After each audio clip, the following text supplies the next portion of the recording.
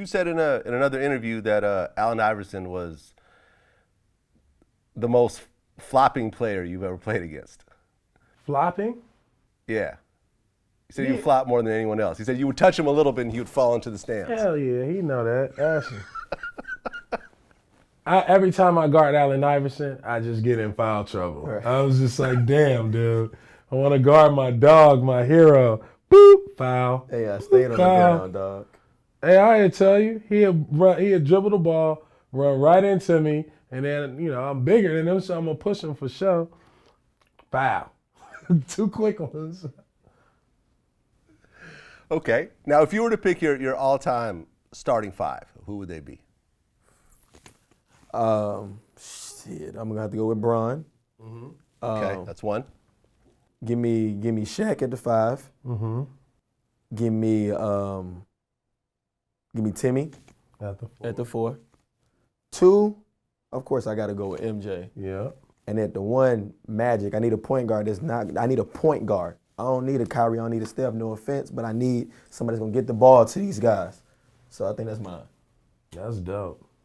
Okay. I mean, mine changes every day. It depends on like who I'm mad at, who I like, but what kind of lineup. So if I'm playing like a small ball lineup, I would put Magic as my point, Michael Jordan at the 2, LeBron at the 3, Larry Bird at the 4, Larry Bird, okay. O'Neal at the 5. Okay. You want a running gun? You want some showtime? You want some muscle ball? You know what I mean? You want some highlights, some loves, all that. We got all that, and shooters. You did a podcast where you said you were abducted by aliens. Everybody in New York be asking me this shit. That shit was like 6 years ago, and Neil Brennan, who I did the podcast with, we were sitting in there basically telling stories, like making up stories, telling jokes. And when I left, he was like, yo, I'm gonna edit it or I'm gonna send it to you so you can tell me what you want and don't want in it, right? So we sitting here just like this, Vlad, talking shit. And next thing you know, the next day come out, the only clip he put out is Baron Davis been abducted by aliens. So when I see Neil Brennan, I'm gonna slap the shit out of that fool, I swear to God, right? But I wish like the aliens thing would have made me a producer on Space Jam or something, but that shit didn't do nothing for me. I mean, were you trolling or was that a serious story? I just said that. I just said it. He was drinking Snapple when I'll give my bad attention. Clear. Yeah. Okay, I don't know, man. I mean, listen. Let me ask you a question. Do you believe in aliens?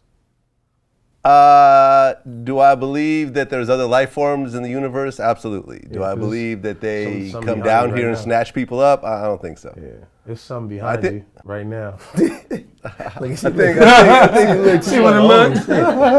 there's way too many cameras and photographs and everything else like that for you not to catch any of them these days. Right. I mean, come on, every random club fight. You can actually catch one. You can catch an alien? Yeah, they got. It's an app. It's an app, an alien detector app that you can catch them. I'll be at the crib high as hell. They come as small as like this. They come as like small as like this, as little spaceships. You know what I mean? You never seen one? Nah, I never seen one. Oh man, damn, Vlad. I think it's dope, by the way, the whole Black Santa thing that you're doing. Thank you, man. Thank you. I love that. I love that. It, man. You know what I mean? Because I think, I was talking to Karen Parsons, who played Hillary on The Fresh Prince. Yeah. And she created a set of cartoons that were based on black characters. So you're familiar with this? Yeah, I'm very familiar with her. And we were talking during the interview about, she mentioned something called the Dolly experiment. The Dolly experiment, I think they started, in the 40s is when it was first done.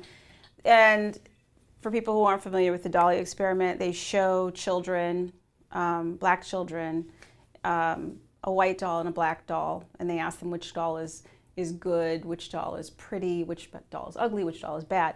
And, without fail, it seems that the children choose the white doll as the pretty doll and as the good doll, and the black doll time and time again and this experiment, they started it then, but they've done it up until very recent. And they find that they look at the black doll and they say that's the ugly doll and that's the bad doll.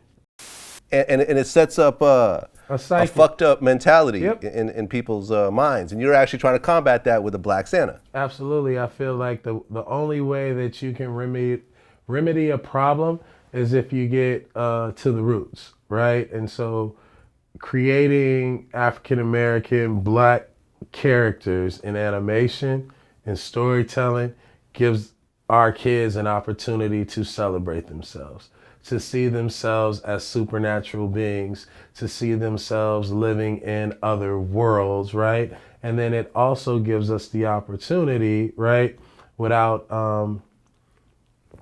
being so, what do you call, like educational or like, you know, kind of force feeding people, force feeding kids what we need, we can actually create a landscape through animation and storytelling where now we can start implementing, right, the stories and the things that we need to, one, boost their confidence, teach them about the way of the future, and then start to plant seeds now for our future leaders for the things that we need to take care of here, you know, on the planet as a whole. You got to trademark that planting seeds shit. Oh, yeah. Yeah, you love planting. Yeah, that's your. Yeah, I got to trademark planting seeds.